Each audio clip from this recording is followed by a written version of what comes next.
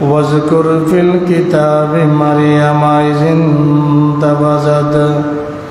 إذ انتبذت من أهلها مكانا شرقيا فاتخذت من دونهم حجابا فأرسلنا إليها روحانا فتمثل لها بشرا سويا قالت إني أعوذ بالرحمن منك إنك كنت تقيا قال إنما أنا رسول ربك لأهب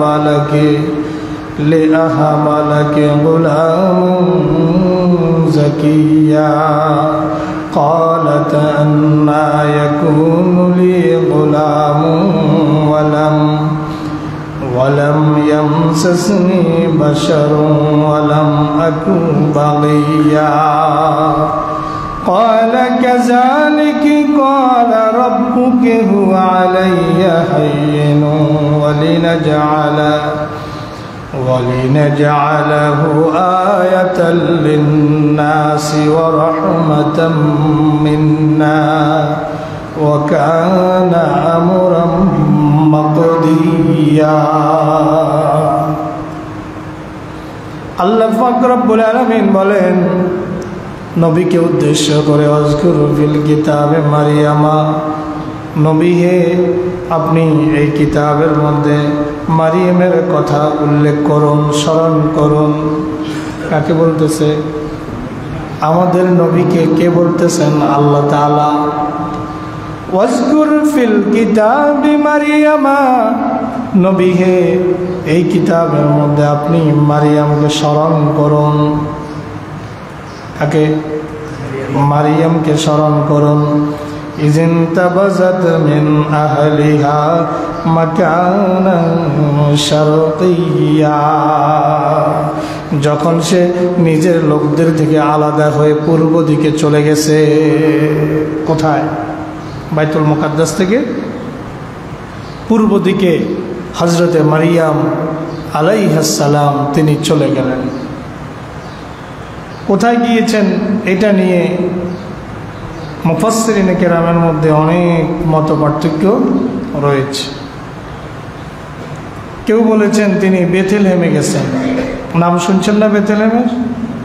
বেথেলহেমের মূল নাম হচ্ছে বাইতুল লাহম। মূল নাম কি?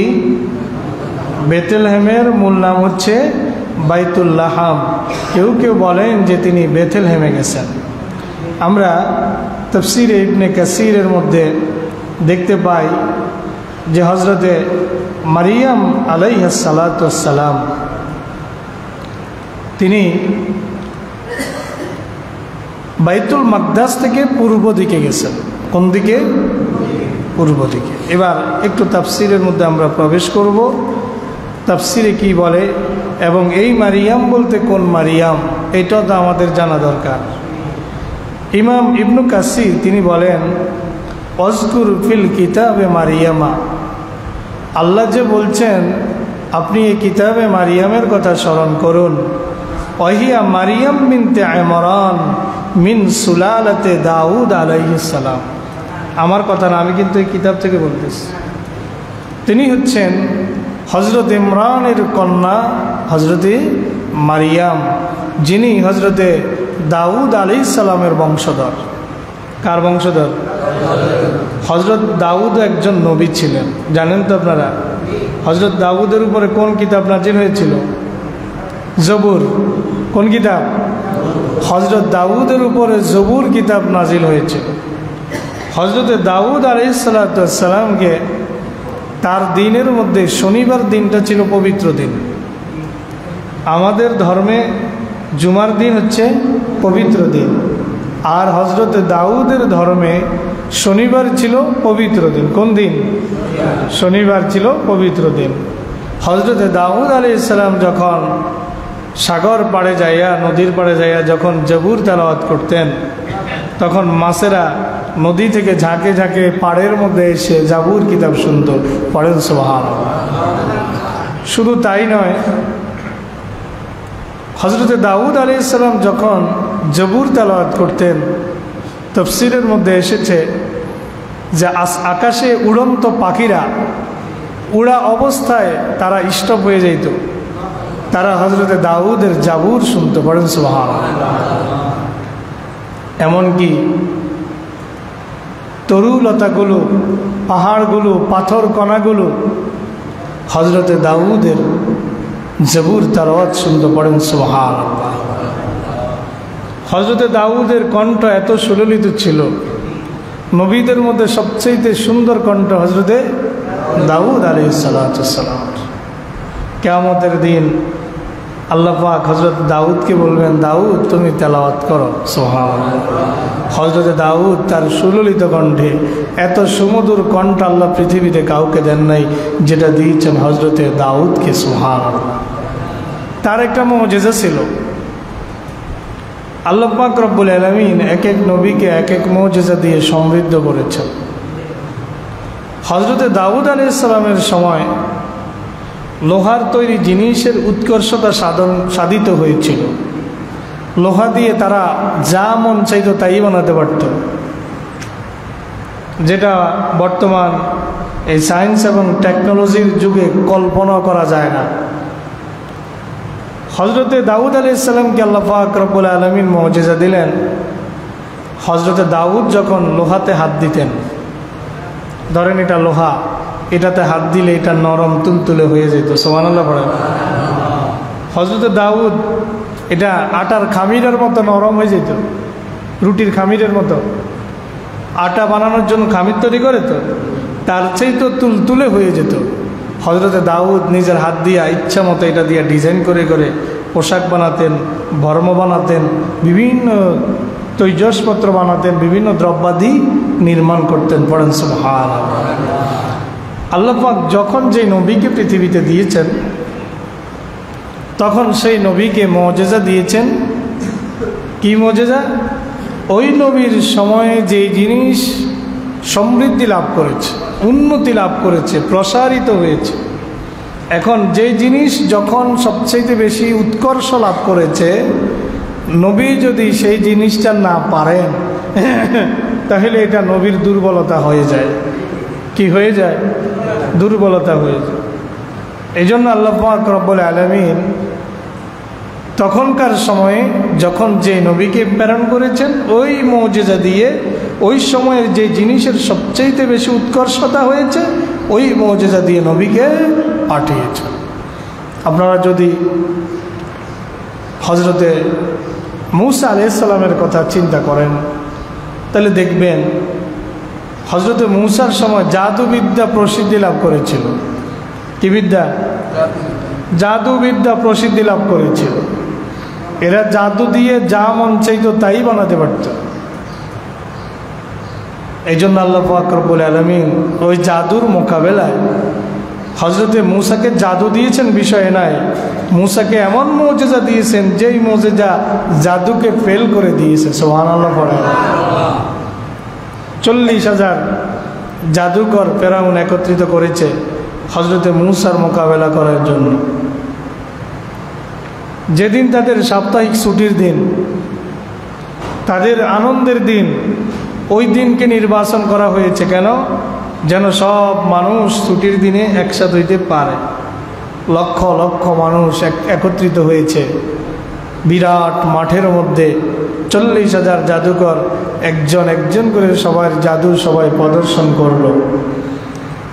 হযরতে মূসাকে আল্লাহ বলে, ওমা তিলকা বিয়ামিনিকা ইয়া মূসা, ওমা তিলকা বিয়ামিনিকা ইয়া মূসা, ক্বালা হিয়া আসাই আতাওয়াক্কালু আলাইহা ওয়া আহুশু বিহা আলা গনামি ওয়া লিয়া ফিহা মাআরিব উখরা।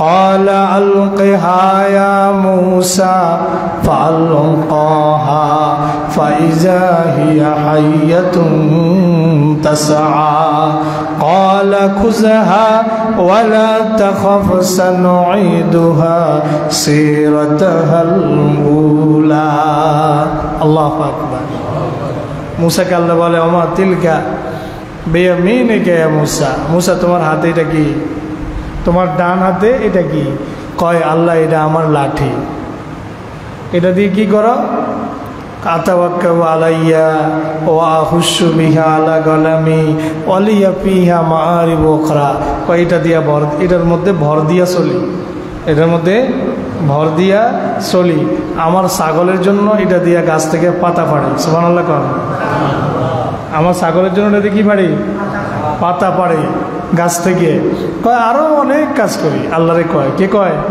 मूसा ওয়ালিয়া ফিহা মাআরিবু উখরা কয় আরো অনেক অনেক কাজ করে এই লাঠি मूसा আলাইহিস সালাম যেখানে যাইতেন সেখানে এই লাঠি থাকতো আবার দেখেন হযরতে দাউদের একটা লাঠি ছিল এখানে দাউদের কথা আসছে হযরতে দাউদের একটা লাঠি ছিল হযরতে দাউদের লাঠিটা বংশ পরম্পরায় তার ছেলে হযরতে সুলাইমান আলাইহিস সালাতু ওয়াসসালাম পেয়েছেন যখন সুলাইমান আলাইহিস সালাতু ওয়াসসালাম জিনদেরকে দিয়া বাইতুল মুকাদ্দাস তৈরি করেছেন আজকে যে বাইতুল মুকাদ্দাস দাঁড়িয়ে আছে এটার স্ট্রাকচার কিন্তু জিনদের হাতে তৈরি সুবহানাল্লাহ বলেন কারুকার্য হয়তো পরে অনেক কারুকার্য করেছে কিন্তু স্ট্রাকচার মূল ভিত্তি কাদের হাতে জিনদের হাতে হযরতে সুলাইমান আলাইহিস সালাম জিনদেরকে দিয়া বাইতুল মুকাদ্দাস তৈরি করেছেন কিন্তু বাইতুল মুকাদ্দাস এখনো কমপ্লিট হয় নাই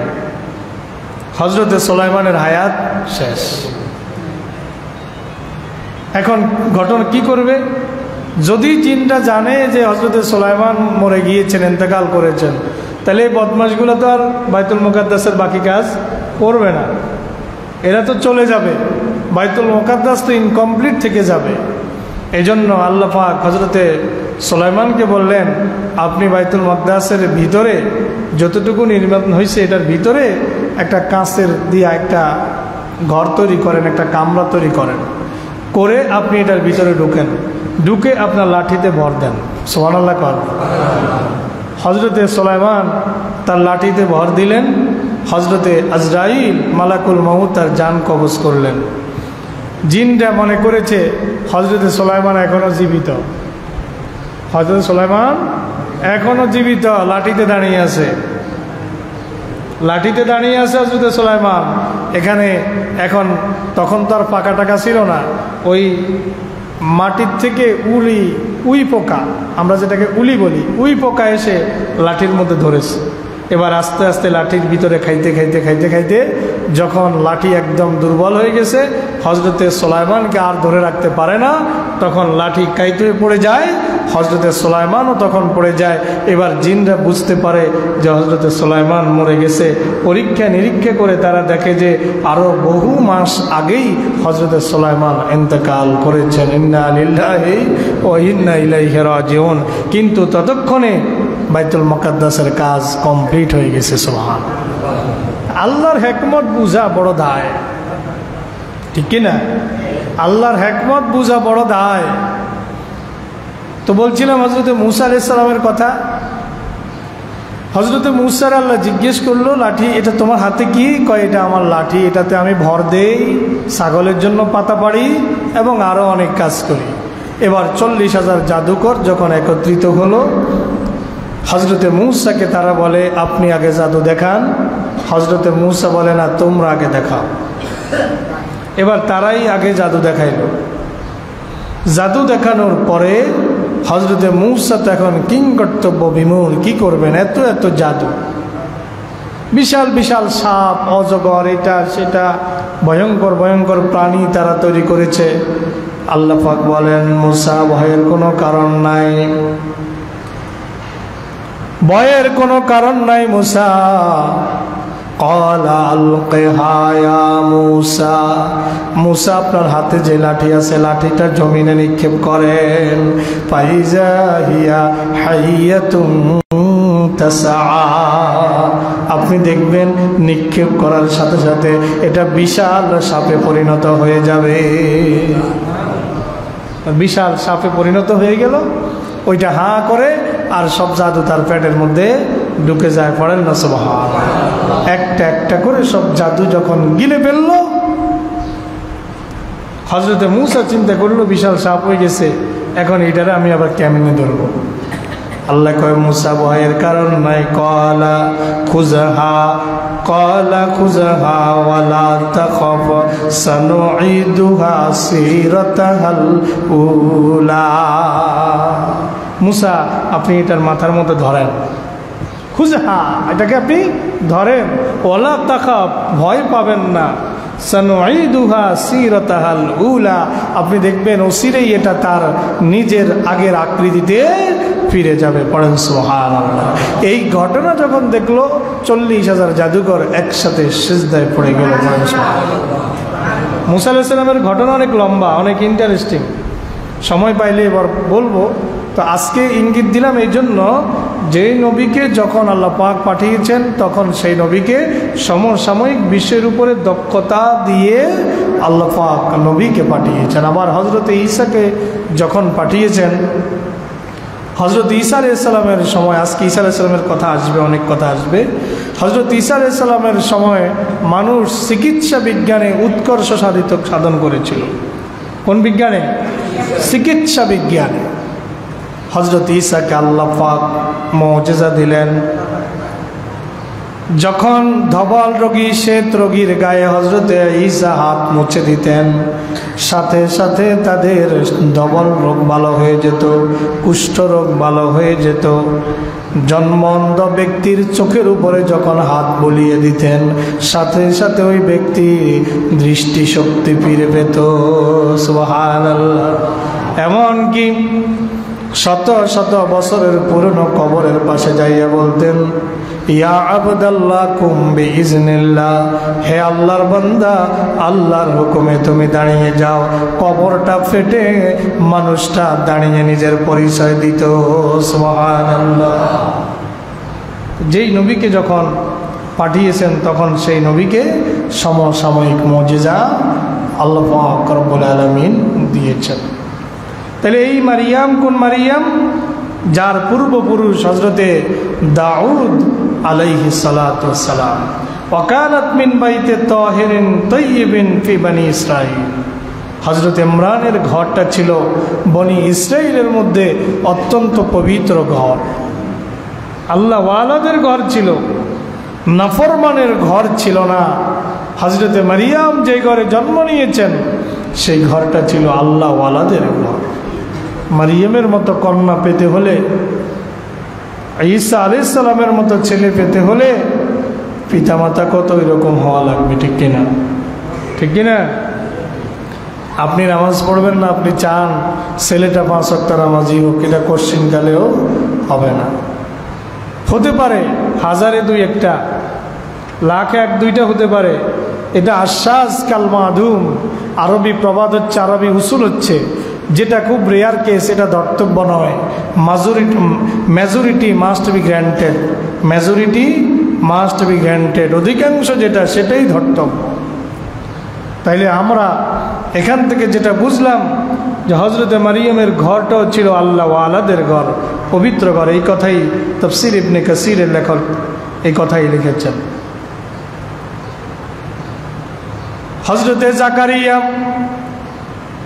মারিয়ামের কাছে যখনই যেতেন, গতকালও কিছু কথা বলেছি, তখনই বিভিন্ন কারামত দেখতে পেতেন। কি দেখতে পেতেন? কারামত। কারামাতুল আউলিয়ায়ে হাক্কুন, ওলিদের কারামত সত্য, ওলিদের কারামত সত্য। আকাইদের একটা মাসালা হচ্ছে ওলিদের থেকে যদি কারামত প্রকাশিত হয় এটা সত্য।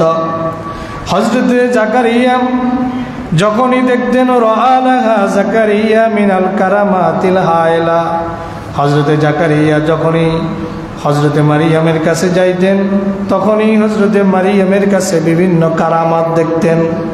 শুধু যে ফল দেখতেন তা নয়, নানাবিধ কারামাত তিনি লক্ষ্য করতেন।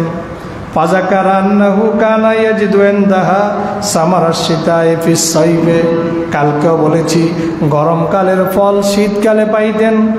ওয়া সামারুস সাইফে ফিস শিতা, শীতকালের ফল পাইতেন গরমকালে, গরমকালের ফল পাইতেন তার কাছে শীতকালে, বেমৌসুমি ফল। ঠিক কিনা? এখন কি আমের সিজন আছে? এখন যদি কারো ঘরে আপনি গিয়ে আম দেখেন, তার বাড়ি তো আম গাছ নাই, বা আম গাছ আছে আমের মাত্র মুকুল করছে, আপনি আশ্চর্য হবেন না? জিজ্ঞেস করবেন এটা কোথায় থেকে এনেছেন, জানতে চাইবেন এটা কি 12 মাসি কোনো আম গাছ কিনা বা কিছু কিনা।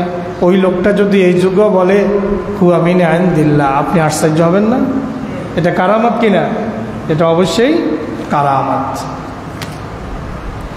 আল্লাহ পাক নবীকে বলেন, নবী হে, আপনি সেই মারিয়ামের কথা কিতাবে স্মরণ করুন।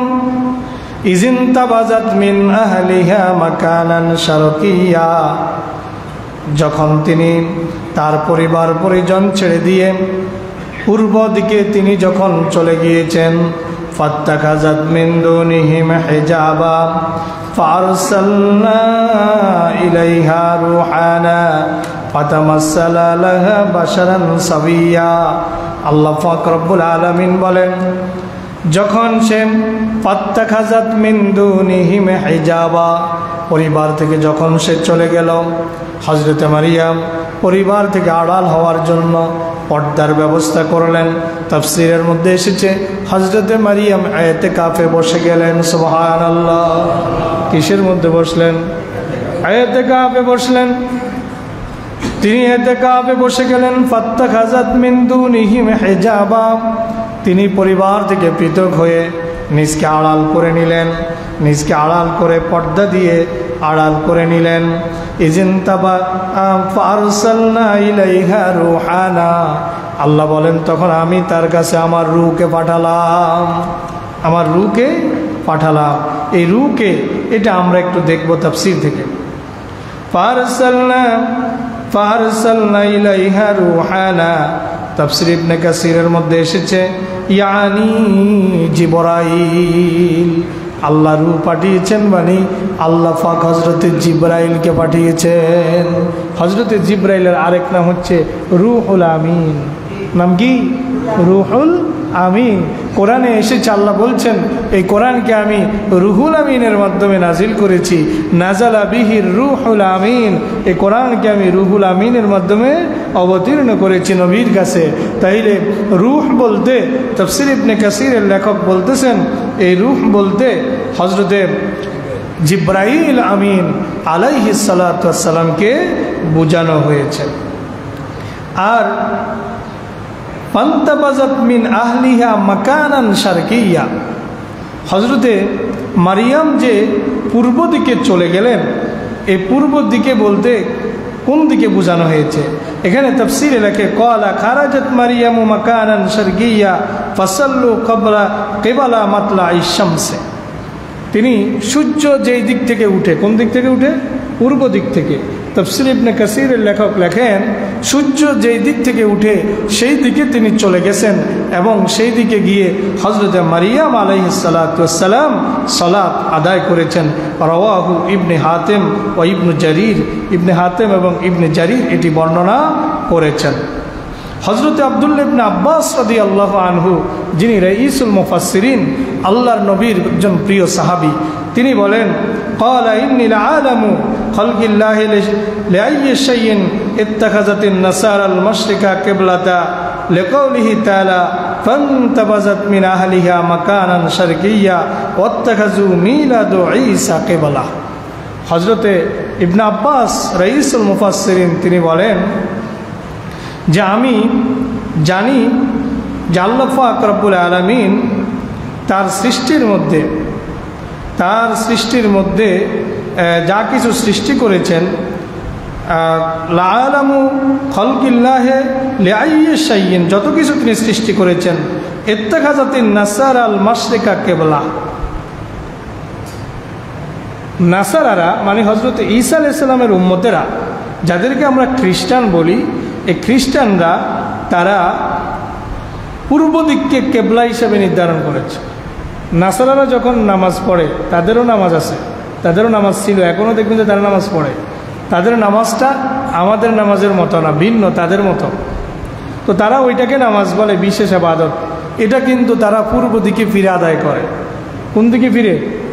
পূর্ব দিকে ফিরে আদায় করে। হযরত ইবনে আব্বাস বলেন এটার কারণ হচ্ছে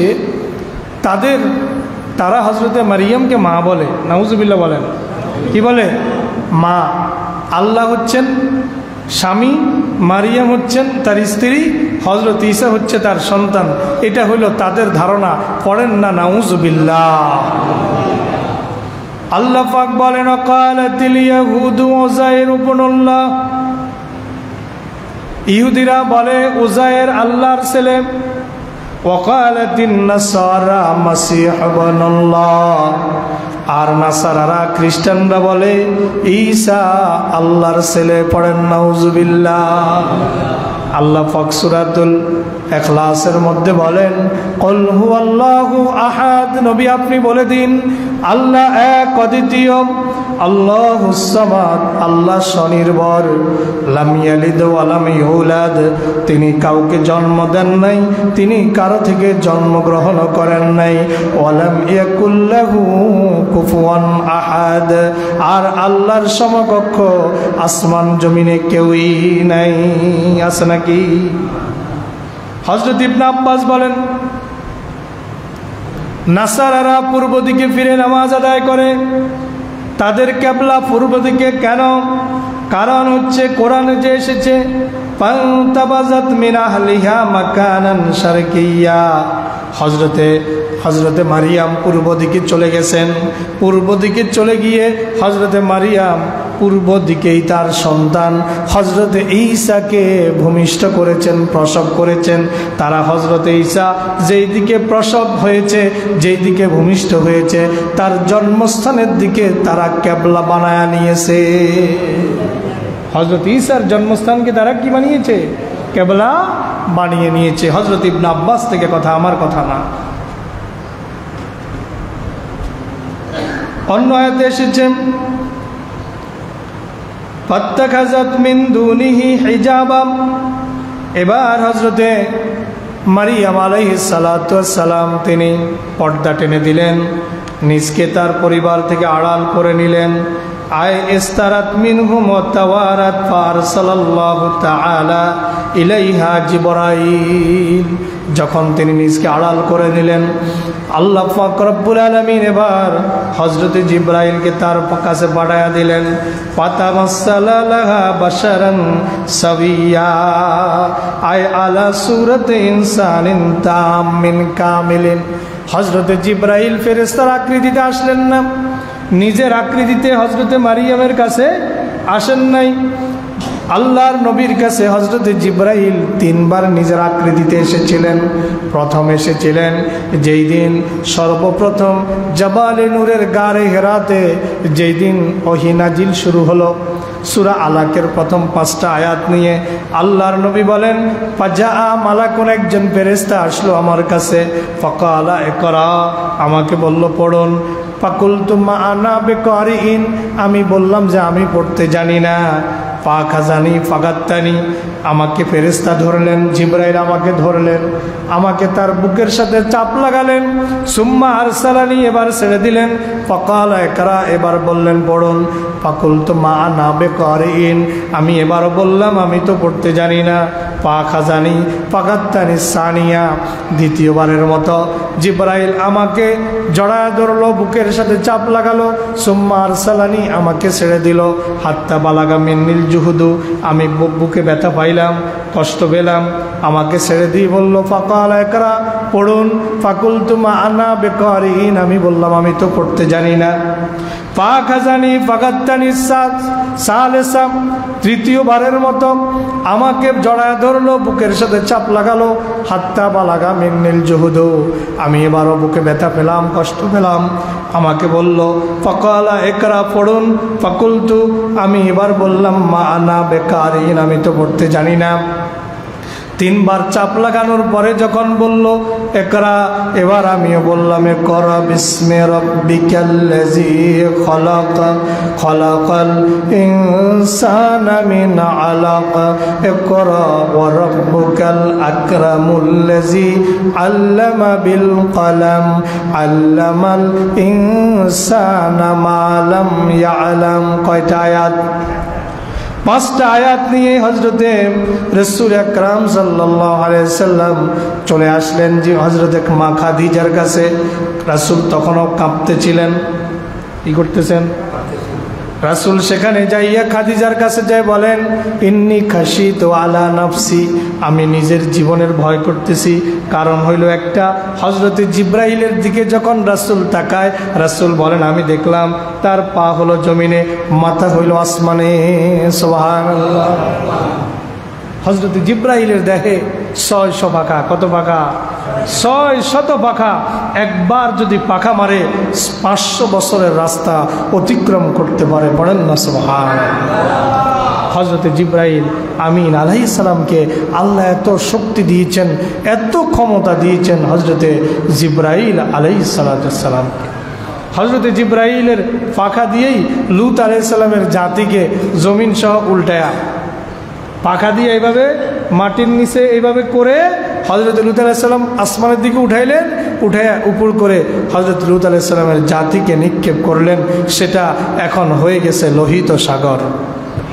এই সাগর ডেড সি, মৃত সাগর বা লোহিত সাগরে পরিণত হয়েছে। সেখানে এখনো ওই পানিগুলো বিশ্রী কদাকার হয়ে আছে। হযরতে জিব্রাইলকে দিয়ে আল্লাহ পাক এই ঘটনা ঘটায়া দিয়েছে। আল্লাহ পাক বলেন, ফারসালনা ইলাইহা রূহানা,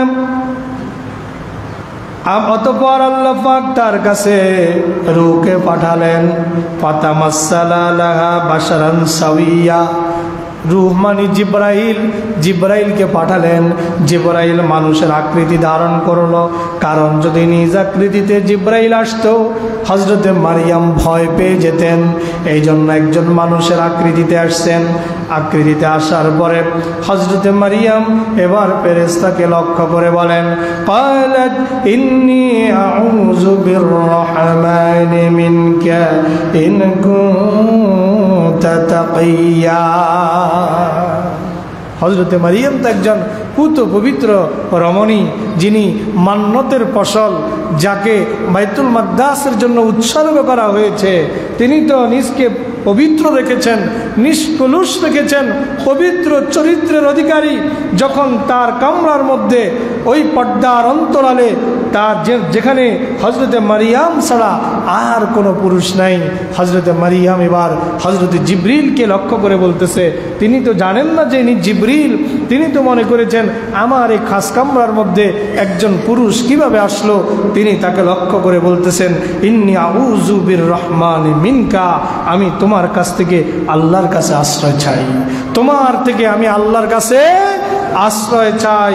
ইন কুনতা তাকিয়া, যদি তুমি আল্লাহকে ভয় করো, অর্থাৎ যদি তুমি আল্লাহকে ভয় করো, তোমার ভিতরে যদি আল্লাহর ভয় থাকে, তুমি আমার থেকে দূরে সরে যাও, আমি তোমার থেকে আল্লাহর কাছে আশ্রয় প্রার্থনা করি। পড়েন সুবহানাল্লাহ।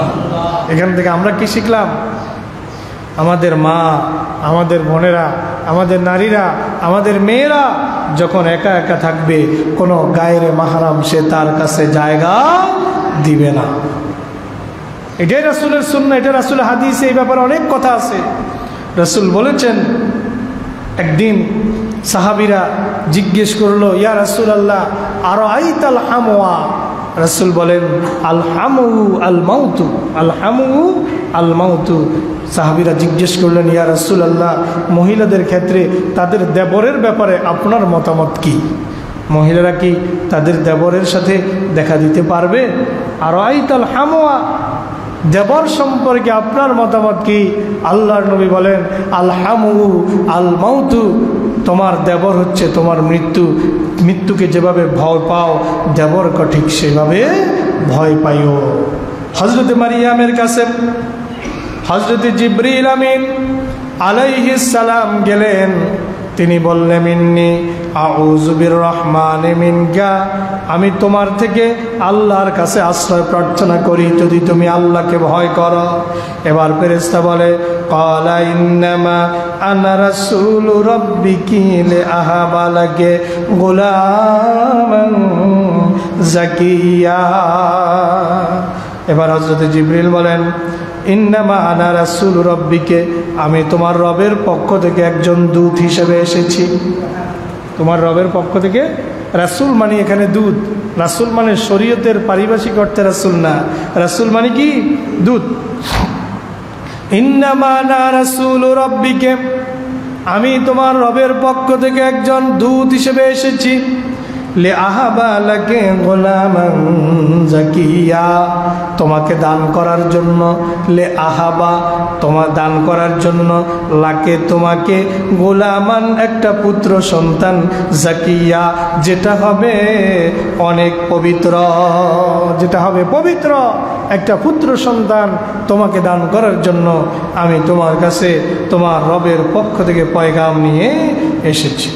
এবার হযরত মারিয়াম বলেন قالت أنى يكون لي غلام ولم يمسسني بشر ولم أكو بغيا। কয় বেহুশ হইছো নাকি, কেমনে আমার সন্তান হবে? قالت, তিনি বললেন আন্না ইয়াকুনু লি গুলামুন, আন্না মানে কিভাবে, আন্না মানে কিভাবে, আন্না ইয়াকুনু লি গুলামুন কিভাবে আমার ছেলে হবে, ওয়ালাম ইয়ামসাসনি বাশার, কোনো পুরুষ যখন আমাকে স্পর্শ করলো না, আমার এতটুকু বয়সে কোনো পুরুষ আমাকে স্পর্শ করলো না, আমার সন্তান হবে কিভাবে। ওয়ালাম আকু বাগিয়া, এখানে পুরুষ বলতে তিনি স্বামী বুঝাইছেন, এটা আয়াতের পরের অংশ দিয়ে বোঝা যায়। ওয়ালাম আকু বাগিয়া, আমাকে কোনো পুরুষ স্পর্শ করে নাই, মানে আমি তো অবিবাহিত, আমার তো কোনো স্বামী নাই, সুতরাং আমার কিভাবে সন্তান হবে। ওয়ালাম আকু বাগিয়া, আর আমি তো জেনাকারিনীও নই, পড়েন না সুবহানাল্লাহ। তাহলে সন্তান হইতে হইলে দুইটা পদ্ধতি, একটা বৈধ আরেকটা, কথা কয় না, একটা বৈধ আরেকটা অবৈধ। এই আয়াত থেকে এটা আমরা জানি তা না, এটা হযরতে মারিয়ামও জানতেন। সন্তান হওয়ার পদ্ধতি কয়টা? দুইটা, একটা হইল বৈধভাবে, আরেকটা হইল অবৈধভাবে। যারা এই পৃথিবীতে অবৈধ সন্তান জন্মদান করেছে, যাদের দর্শনের কারণে, যাদের জানা বা বিচারের কারণে, যাদের পরকীয়ার কারণে 14ই ফেব্রুয়ারি প্রেমিকের কথা রক্ষা করতে যাইয়া যদি আমাকে সত্যিকার ভালোবাসো, আজকে আমি তোমাকে নিজের মতো করে চাই। যুবকরা থাকলে ভালো হইতো, বেশিরভাগ তো আপনারা মুরব্বী। যুবকরা থাকলে ভালো হইতো, যদি সত্যি সত্যি ভালোবাসো তাহলে আজকে আমি তোমাকে চাই। তো ভালোবাসার প্রমাণ দেওয়ার জন্য 14ই ফেব্রুয়ারি বিশ্ব ভালোবাসা দিবসের নামে, বিশ্ব বেহায়া দিবসে কোটি কোটি নারীরা, যুবতীরা নিজের সতীত্বকে ওই তার বয়ফ্রেন্ডের হাতে তুলে দেয়, পড়েন না নাউজুবিল্লাহ। গত কিছুদিন আগে সোশ্যাল মিডিয়াতে পত্রিকায় এসেছে, একটা ফুটফুটে ছেলে সন্তান মেরে ডাস্টবিনের মধ্যে ঢাকার রাস্তার মধ্যে ফেলে গিয়েছে, পড়েন নাউজুবিল্লাহ। কত যে অবৈধ সন্তান এই পৃথিবীতে, বাংলাদেশে, এই বাংলাদেশে প্রতি বছর, আপনাদের তো খবর নাই, 12 লক্ষ, কত লক্ষ, প্রতি বছর বাংলাদেশে 12 লক্ষ গর্ভপাত হয়। 12 লক্ষ গর্ভপাত মানে সন্তান পেটে আসার পরে নষ্ট করে ফেলে, অ্যাবর্শন করে প্রতি বছর। আমি আন্দাজে বলতেছি না, এই বিষয়ে আমি কয়েকদিন আগে জুমাতে আলোচনা করেছি। তো আলোচনা করতে গিয়ে গুগলে সার্চ দিয়ে বিভিন্ন পরিসংখ্যান নিয়ে কথা বলেছি মসজিদে, এই বিষয়টা নিয়ে কথা বলেছি 14ই ফেব্রুয়ারিতে। 14ই ফেব্রুয়ারিও শুক্রবার ছিল, আবার শবে বরাতের দিন ছিল, ওই দিন এই বিষয়ে জুমাতে কথা বলেছি। তখন আমি সার্চ দিয়ে পরিসংখ্যান বের করেছি, প্রতি বছর বাংলাদেশে 12 লক্ষ গর্ভপাত হয়। এই গর্ভপাতের অধিকাংশগুলো হচ্ছে অবৈধ, বলেন নাউজুবিল্লাহ। হযরত মারিয়াম ফেরেশতাকে বলে আন্না ইয়াকুনু লি গুলামুন, কিভাবে আমার সন্তান হবে। ওয়ালাম ইয়ামসাসনি বাশারুন ওয়ালাম আকু বাগিয়া। যখন বৈধ অথবা অবৈধভাবে কোনো পুরুষ আমাকে স্পর্শ করে নাই, আমাকে কোনো পুরুষ স্পর্শ করে নাই, আমার স্বামী নাই, এটাই বুঝাইছেন প্রথম অংশ দিয়া। দ্বিতীয় অংশ দিয়া বুঝাইছেন ওয়ালাম আকু বাগিয়া, আমি তো ব্যভিচারী নই, আমি তো আল্লাহকে ভয় করি, আমি তো পুত পবিত্র, সুতরাং আমার সন্তান কেমনে হবে? ক্বালা কাযালিকা। এই আয়াতের পরে অন্য আরেকটা আয়াতে যাই, সূরা আলে ইমরানে ঠিক একই কথা এইভাবে এসেছে, ক্বালাত রাব্বি আন্না ইয়াকুনু লি ওয়ালাদুন ওয়া লাম ইয়ামসাসনি বাশার ক্বালা কাযালিকা আল্লাহু ইয়াখলুকু মা ইয়াশা ইযা ক্বাদা আমরান ফাইন্নামা ইয়াকুলু লাহু কুন ফায়াকুন।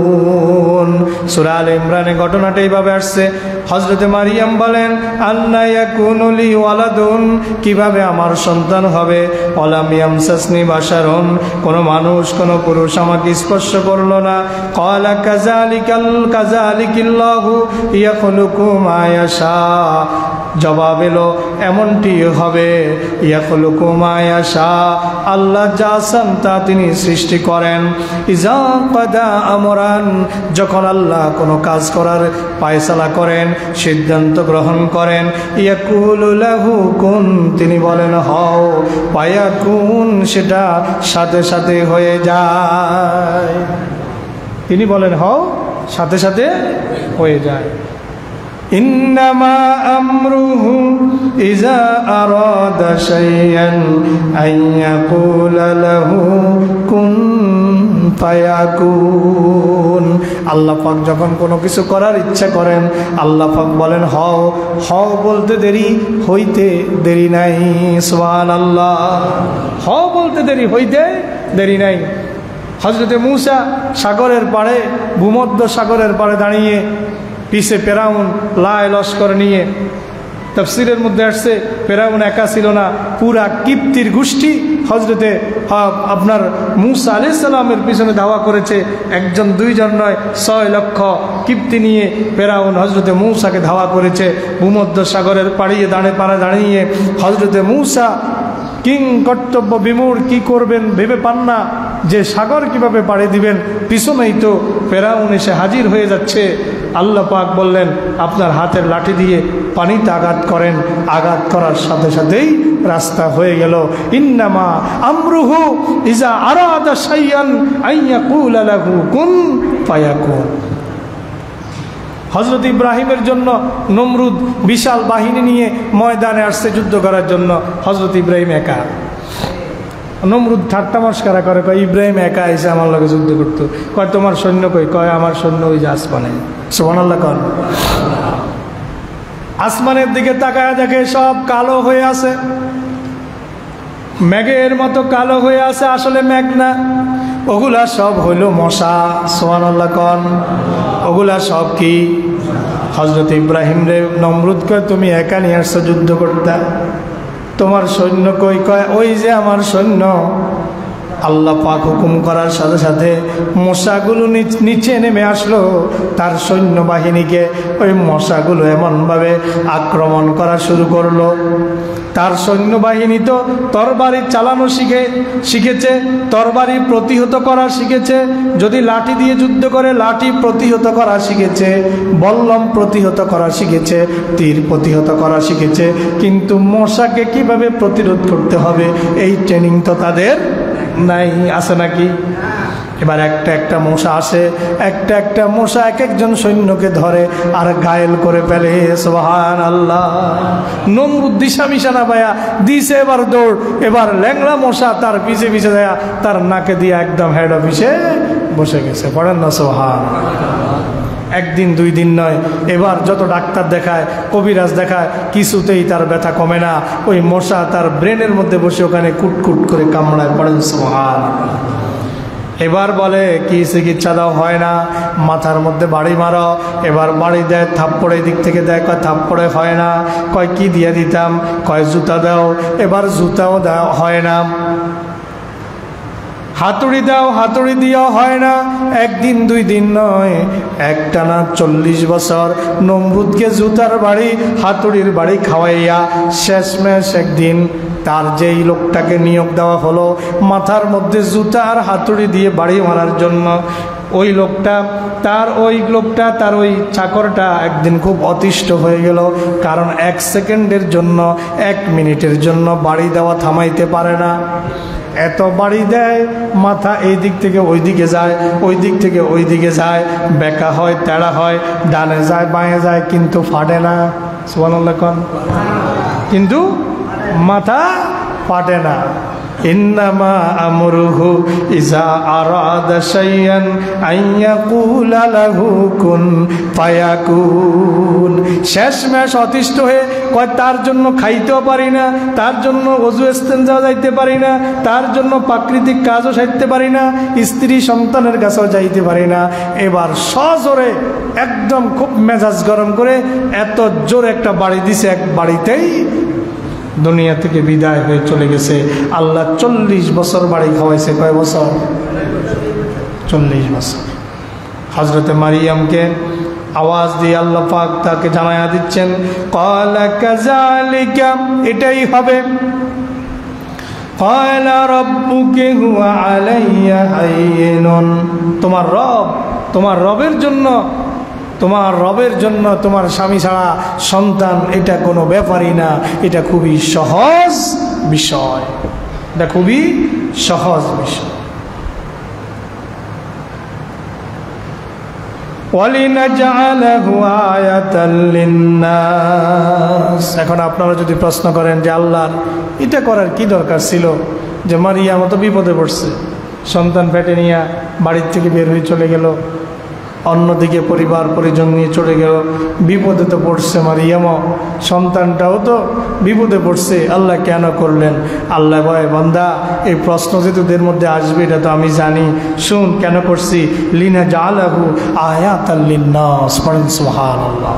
যেন কিয়ামত পর্যন্ত মানুষের জন্য এটা নিদর্শন হয়ে থাকতে পারে যে আমি আল্লাহ চাইলে পিতা মাতা ছাড়াও বানাইতে পারি, নারী পুরুষ ছাড়া বানাইতে পারি, আমি আল্লাহ চাইলে নারী ছাড়া শুধু পুরুষ থেকেও বানাইতে পারি, আমি আল্লাহ চাইলে পুরুষ বাদ দিয়া শুধু নারী থেকেও বানাইতে পারি, আমি আল্লাহ চাইলে পুরুষ নারী দুইজনকে দিয়াও বানাইতে পারি। পড়েন না সুবহানাল্লাহ।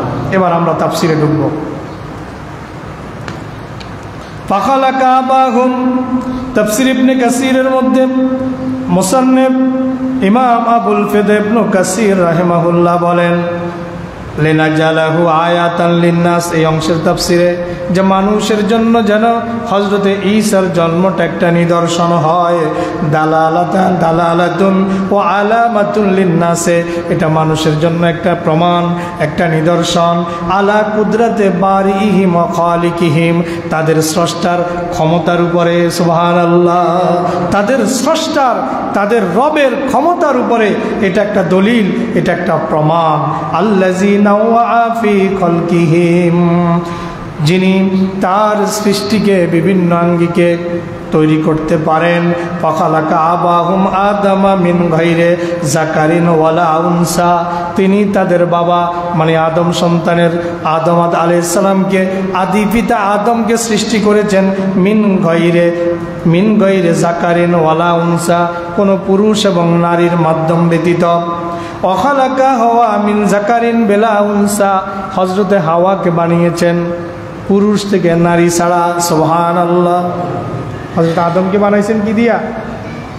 মাটি দিয়া। কি দিয়া?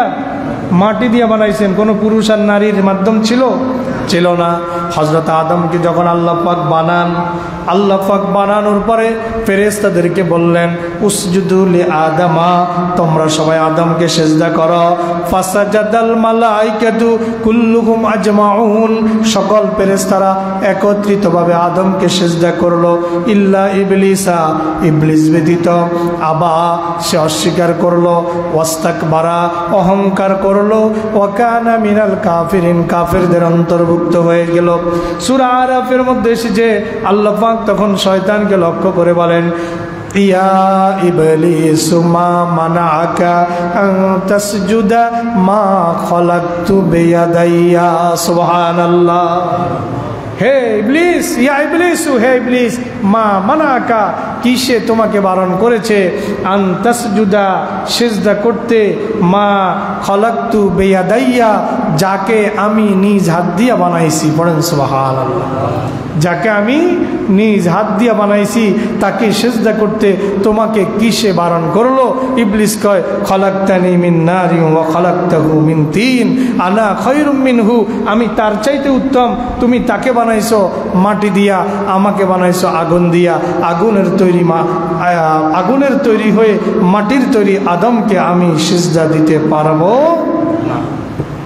এই আয়াত থেকে যেটা সাবেত করলাম, আল্লাহ পাক নিজ হাত দিয়ে আদম আলাইহিস সালামকে বানিয়েছে, কোনো নারী ছাড়া, কোনো পুরুষ ছাড়া। আবার আল্লাহ পাক রব্বুল আলামিন নারী এবং পুরুষ দিয়ে মানুষ বানাইছেন। এবার দ্বিতীয় ধাপে আল্লাহ পাক রব্বুল আলামিন আদমকে বানানোর পরে দ্বিতীয় ধাপ, আবার শুরু থেকে বলি, মা বাবা ছাড়া, নারী পুরুষের মাধ্যম ছাড়া আদমকে বানালেন। আদম থেকে এবার হাওয়াকে বানালেন। আল্লাহ বলেন, ইয়া আইয়ুহান নাসু তাকু রাব্বাকুম, ইয়া আইয়ুহান নাসু তাকু রাব্বাকুমুল্লাযী খালাকাকুম মিন নাফসিন ওয়াহিদা। হে মানুষেরা, তোমরা তোমাদের ওই রবকে ভয় করো যিনি তোমাদেরকে মাত্র একটা আত্মা থেকে তৈরি করেছেন। ওয়া খালাকা মিনহা যাওজাহা, তার থেকে তার স্ত্রীকে বানিয়েছেন। তাহলে সৃষ্টির দ্বিতীয় ধাপ হলো হযরত হাওয়াকে বানিয়েছেন হযরত আদমের থেকে। সুবহানাল্লাহ পড়েন।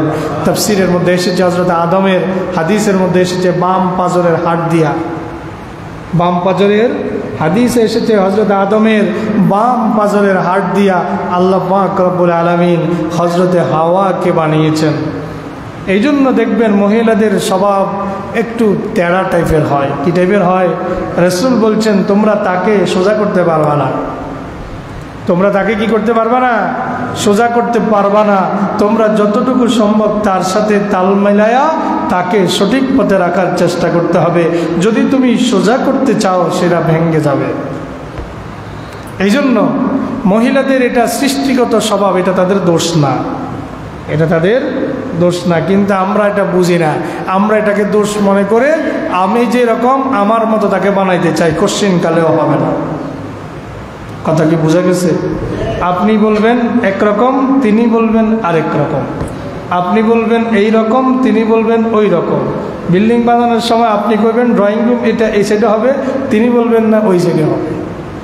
ব্যতিক্রম হবেই, মতের ব্যামিল হবেই।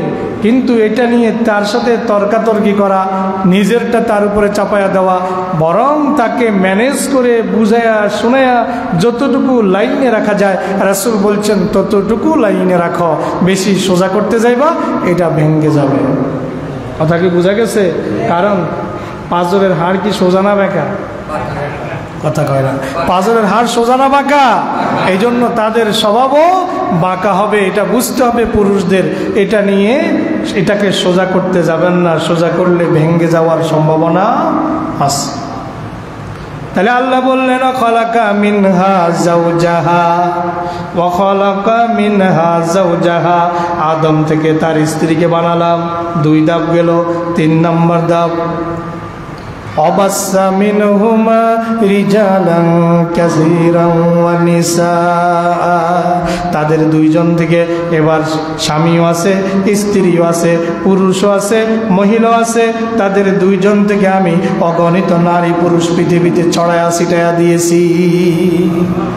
কয়টা ধাপ? এক আয়াতে 3টা ধাপের কথা বলেছেন। তাহলে মানুষ সৃষ্টির ধাপ হচ্ছে 4টা। পুরুষ নারী ছাড়া, কোনো পুরুষ এবং নারীর মাধ্যম ছাড়া হযরত আদম, পুরুষ থেকে নারী ছাড়া হযরতে হাওয়া আলাইহিস সালাম, এবং পুরুষ ছাড়া শুধু নারী থেকে হযরতে ঈসা আলাইহিস সালাতু ওয়াস সালাম। যেমন আল্লাহ পাক বলেন, ইন্না মাসালা ঈসা ইনদাল্লাহি কামাসালে আদম, আল্লাহর কাছে ঈসার দৃষ্টান্ত হচ্ছে আদমের দৃষ্টান্তের মতো।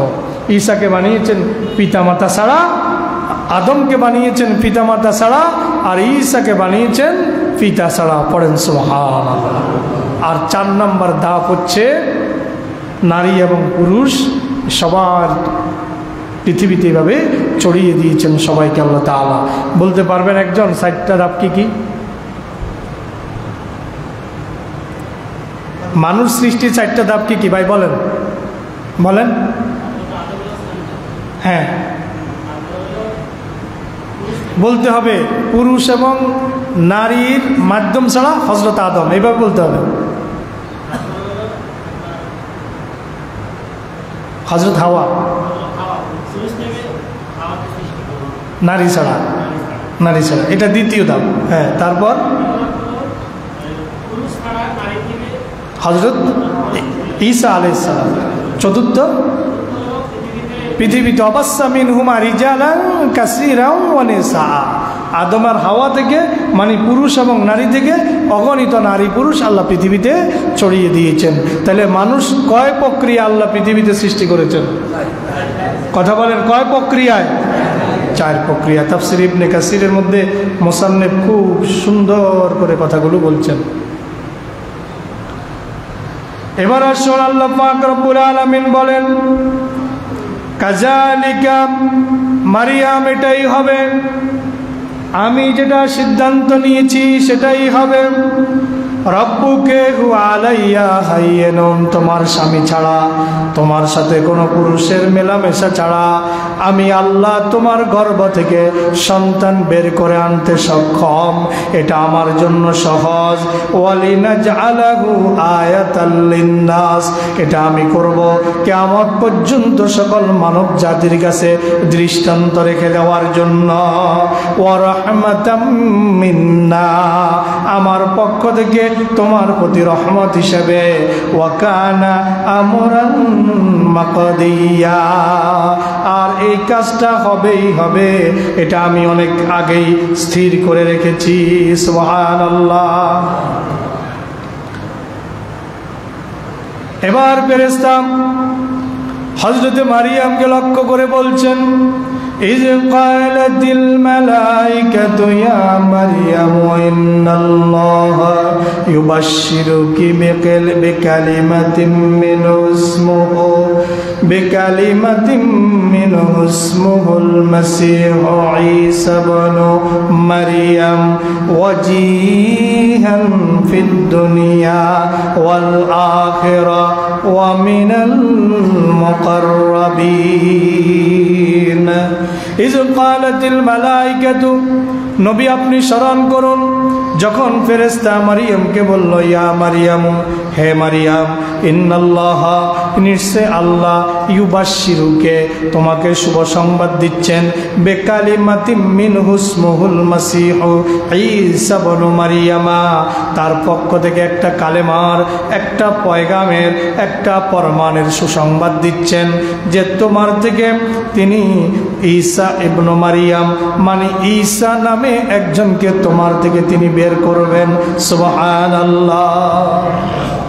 হে মারিয়াম, আল্লাহ তোমাকে তার নিকট থেকে একটি ফরমান দিচ্ছেন, একটি শুভ সংবাদ দিচ্ছেন, তার নাম হবে মাসিহ ইবনে মারিয়াম, মাসিহ ঈসা ইবনে মারিয়াম।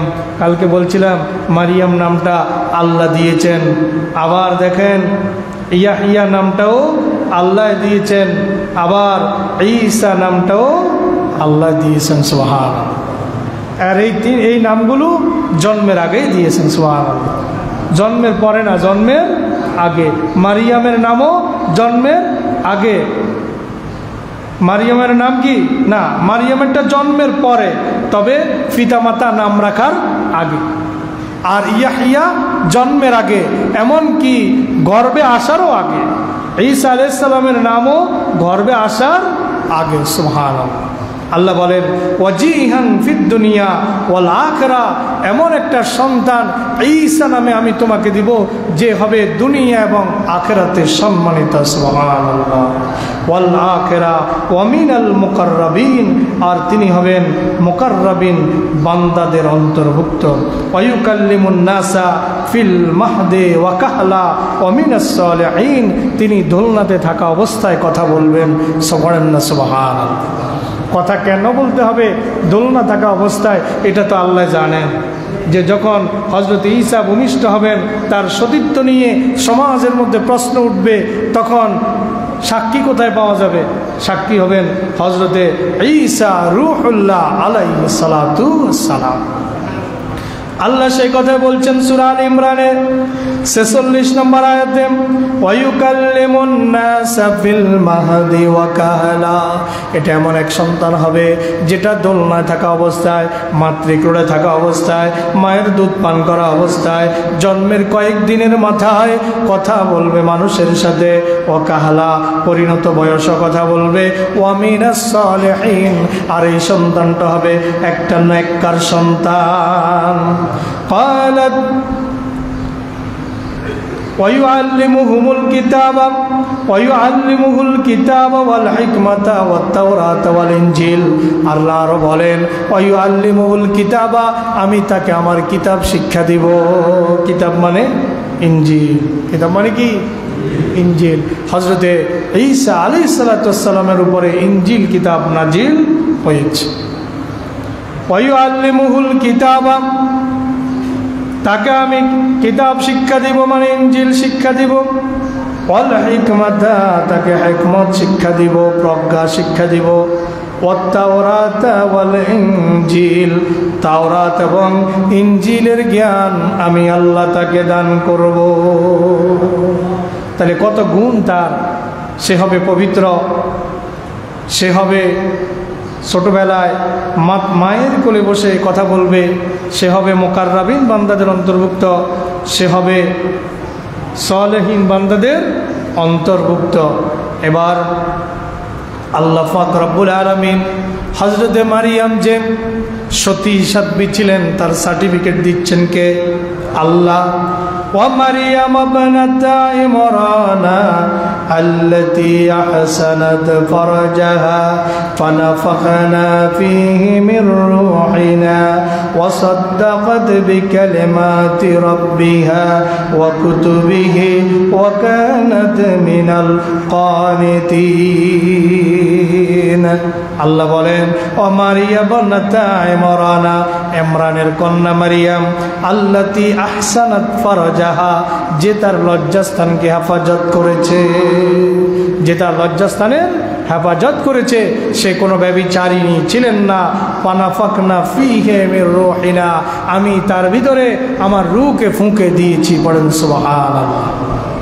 আমি তার ভিতরে আমার রূহকে ফুঁকে দিয়েছি। আমরা যদি লক্ষ্য করি আমরা দেখতে পাবো যে আল্লাহ পাক রব্বুল আলামিন হযরতে আদম আলাইহিস সালামের সৃষ্টির ব্যাপারে বলেছেন যে আমি তার ভিতরে আমার রূহকে ফুঁকে দিয়েছি। যাকে আল্লাহ পাক তার কুদরতে সৃষ্টি করেছেন তার ব্যাপারে আল্লাহ পাক এইভাবেই বলেছেন যে আমি তার ভিতরে আমার রূহকে ফুঁকে দিয়েছি। এখন এটা কিভাবে দিয়েছেন তাফসীরের মধ্যে এসেছে, হযরতে জিবরাইল আমিন আলাইহিস সালাতু ওয়াস সালাম হযরতে মারিয়ামের জামার এই কলারের এখান দিয়ে ফুঁ দিয়েছেন, এখান দিয়ে এই জামার এই কলারের এখান দিয়ে ফাঁক করে এখান দিয়ে ফুঁ দিয়েছেন। আর ওই ফুঁটা এখান দিয়ে প্রবেশ করে তার লজ্জাস্থান হয়ে তার জরায়ুর মধ্যে প্রবেশ করেছে। পড়েন না সুবহানাল্লাহ। ফুঁ দিয়েছেন কোথায়? জামার কলারের এই ফাঁকে এখানে ফুঁ দিয়েছেন হযরতে জিবরাইল আমিন আলাইহিস সালাম। ওই ফুঁর মধ্যেই যা দরকার তা আল্লাহ পাক রব্বুল আলামিন দিয়ে দিয়েছেন। সুবহানাল্লাহ। আল্লাহ বলছেন ফানাফাখনা ফীহি মির রূহিনা, আমি তার ভিতরে আমার রূহকে ফুঁকে দিয়েছি। ওয়াসাদ্দাকাত বিকালিমাতি রাব্বিহা, সে তার রবের কালেমাকে বাস্তবায়ন করেছে। ওয়া কুতুবিহি, তার কিতাবের তার বাণীসমূহ বাস্তবায়ন করেছে, তার কিতাবের সত্যতা প্রমাণিত করেছে। ওয়া কানাত মিনাল কানিতিন, আর তিনি ছিলেন আনুগত্যকারীদের একজন। আর আল্লাহ পাক রব্বুল আলামিন সূরা আম্বিয়ার মধ্যে 91 নম্বর আয়াতে এই কথাটা এইভাবে বলছেন, ওয়াল্লাতী আহসানাত ফারজাহা ফানাফাখনা ফীহি মির রূহিনা ওয়াজআলনাহা ওয়া বানাহা আয়াতাল লিল আলামিন। তাফসীর করতেছি সূরা মারিয়ামের, কিন্তু কখনো সূরা আলে ইমরানে যাই, কখনো সূরা আম্বিয়ায় যাই, কখনো সূরা শুরা যাই, বোঝানোর চেষ্টা করি তাদের এই পবিত্রতার ব্যাপারে আল্লাহ কোরআনে কত কথা বলেছেন। সুবহানাল্লাহ। এই আয়াতটা সূরা আম্বিয়ার 91 নম্বর আয়াত। আল্লাহ বলেন, আল্লাতী আহসানাত ফারজাহা, ইনি তো সেই রমণী যেই রমণী নিজের দেহকে পবিত্র রেখেছেন, নিজের লজ্জাস্থানকে পবিত্র রেখেছেন। ফানাফাখনা ফীহা মির রূহিনা, আমি তার ভিতরে আমার রূহ হযরত ঈসাকে ফুঁকে দিয়েছি। ওয়াজআলনাহা ওয়া বানাহা, আমি মারিয়ামকে করেছি এবং তার সন্তান ঈসাকে করেছি আয়াতাল লিল আলামিন, জগৎবাসীর জন্য আমি এটা একটা নিদর্শন হিসেবে, সিমটম হিসেবে আমি আল্লাহ রেখে দিয়েছি। সুবহানাল্লাহ। এটা বিশ্ববাসীর জন্য নিদর্শন, চিন্তার বিষয় যে বাবা ছাড়াও আল্লাহ সন্তান দিতে পারে। সেই ক্ষমতা একমাত্র কার? একমাত্র আল্লাহ। পিতা মাতা ছাড়াও আদম মাটি দিয়া বানাইয়া রূহ ফুঁকে দিছে, ওই মাটিগুলোই গোস্ত হয়ে গেছে, ওই মাটি চামড়া হয়ে গেছে, ওই মাটির ভিতরেই রক্ত চলাচল করেছে, ওই মাটির ভিতরেই হার্ট তৈরি হয়েছে, ওই মাটির ভিতরেই কিডনি তৈরি হয়েছে, ওই মাটির ভিতরেই হার্ট তৈরি হয়েছে, ওই মাটির মধ্যেই বাল্ব তৈরি হয়েছে, ওই মাটির মধ্যেই অঙ্গ প্রত্যঙ্গগুলো তৈরি হয়ে হযরত আদম আলাইহিস সালাতু ওয়াস সালাম 1 বছর 2 বছর নয়, কত বছর হায়াত পাইছে?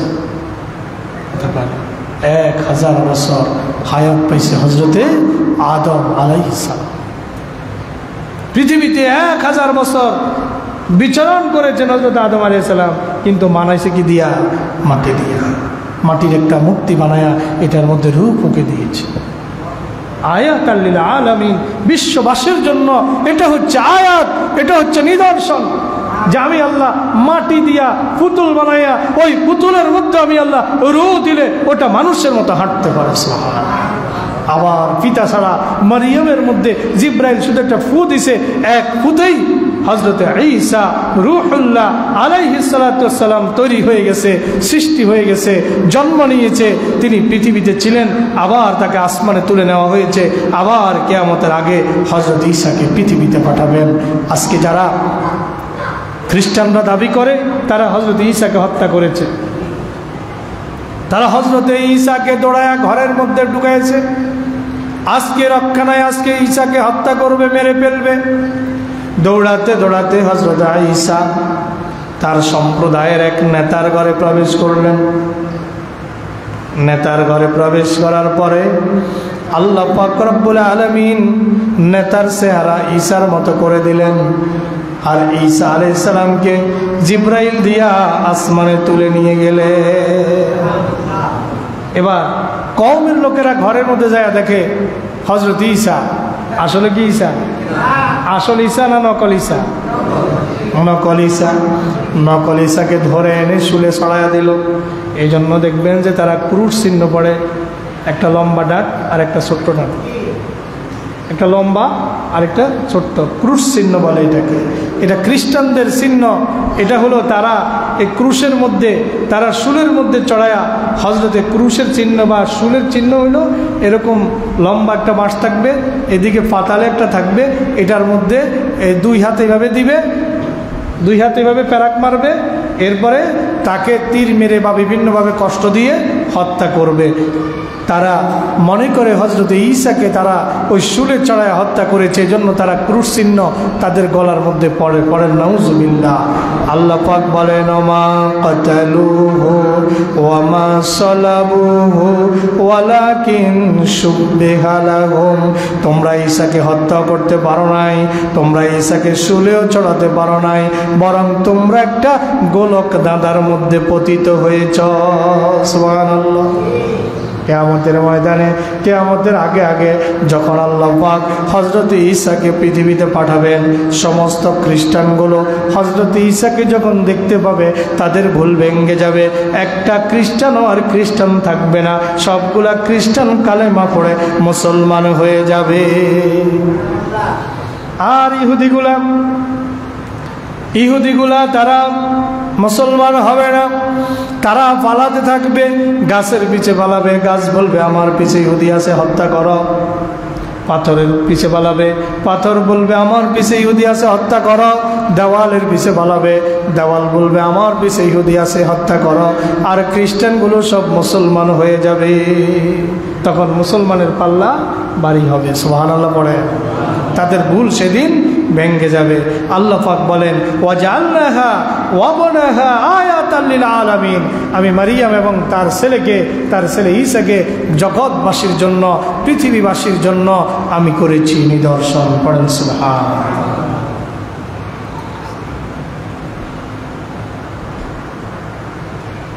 এখানে একটা কথা আসছে, এটা সত্য হতে পারে মিথ্যা হতে পারে।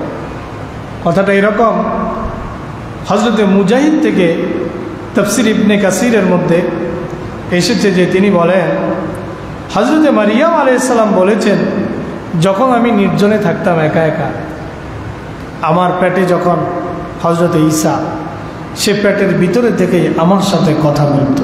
সুবহানাল্লাহ। পেটের ভিতরে থেকে আমার সাথে কি বলতো? কথা বলতো। এভাবে বলেছেন কুনতু ইজা খালাউতু হাদ্দাসানি ঈসা ওয়া কাল্লামানি ওয়া হুয়া ফি বাতনি, যখন সে আমার পেটের ভিতরে তখন সে আমার সাথে কথা বলতো। ওয়াইজা কুনতু মা'আন নাসে, আর যখন আমি মানুষের কাছে কোনো প্রয়োজনে যেতাম, সাব্বাহা ফি বাতনি ওয়া কাব্বারা, আমার পেটের ভিতরে থেকে এসে তাসবিহ পাঠ করত, আল্লাহ পাকের তাকবীর ধ্বনি দিত। পড়েন সুবহানাল্লাহ। কিন্তু এটার কোনো রেফারেন্স দেওয়া হয় নাই, এই জন্য আল্লাহু আলাম কথাটা সঠিক কি ব্যাঠিক আল্লাহই ভালো জানেন।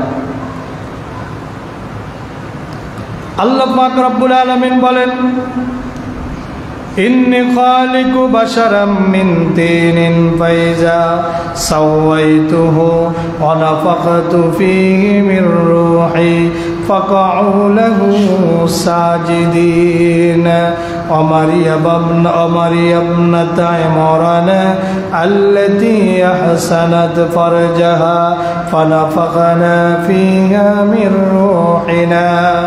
আল্লাহ পাক বলেন মারিয়াম ইবনাতা ইমরান আল্লাতী আহসানাত ফারজাহা, যিনি হযরতে ইমরানের কন্যা, তিনি তার রেহিমকে, তার জরায়ুকে তিনি কি করেছেন?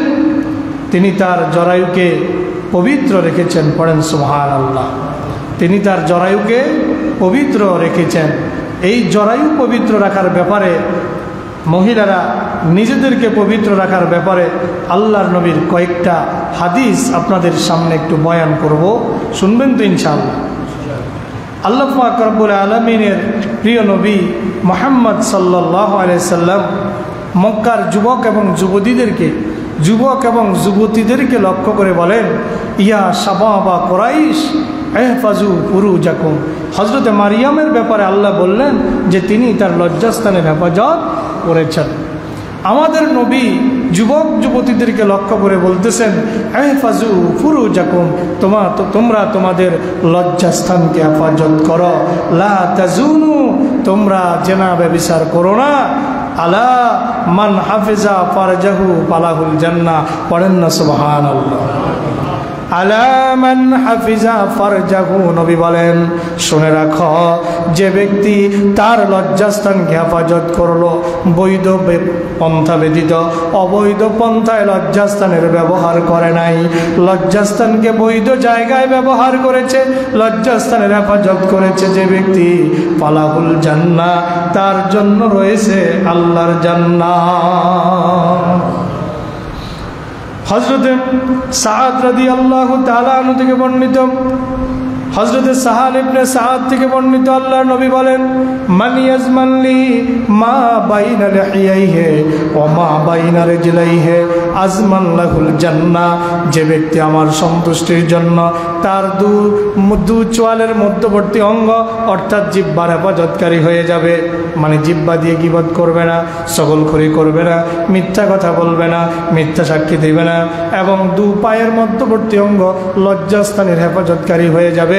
আল্লাহর নবী বলেন, আজমান লাহুল জান্নাহ, আমি নবী কমিটমেন্ট দিলাম, আমি নবী ঘোষণা দিলাম, আমি নবী তোমাদের সাথে ওয়াদা করলাম, কিয়ামতের দিন আমি তার জান্নাতের জিম্মাদার হয়ে যাব। দুইটা জিনিসের জিম্মাদার হও, জিহ্বার জিম্মাদার হও আর লজ্জাস্থানের জিম্মাদার হও। যেইভাবে জিম্মাদারি নিয়েছেন হযরত মারিয়াম আলাইহিস সালাম, এইভাবে জিম্মাদারি হয়ে যাও।